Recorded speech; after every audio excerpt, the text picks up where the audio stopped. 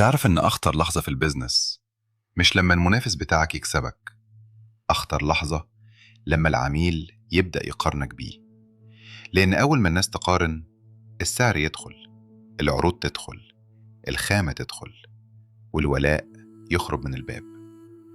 نايكي وأديداس الاتنين بيبيعوا كوتشي، بس الحقيقة ولا واحد فيهم بيبيع كوتشي. نايكي بتبيع لك نسخة منك عايزة تكسب، لكن أديداس بتبيع لك نسخة منك عايزة تنتمي. ودي اللعبة كلها. نايكي مش بتكلم الشخص اللي عايز يشارك، نايكي بتكلم الشخص اللي عايز ينتصر، اللي عايز يبقى البطل، اللي شايف نفسه مختلف، اللي عنده حاجة يثبتها للعالم أو لنفسه.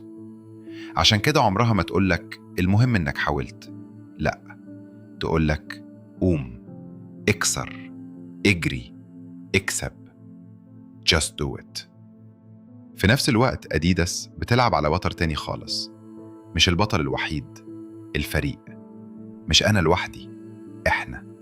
الانتماء، الجماعة، النادي، المنتخب، الناس اللي بتكسب مع بعض.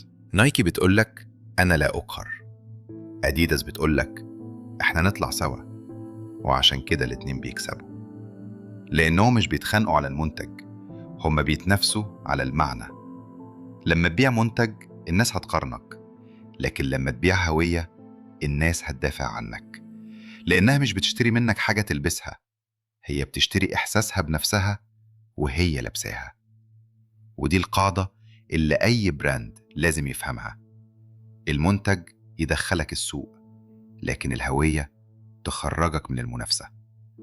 لأن الناس ما تتعلقش باللوجو، الناس بتتعلق بالنسخة اللي اللوجو بيخليهم يشوفوها في نفسهم. اعمل لنا متابعة علشان حكاياتنا لسه ما خلصتش.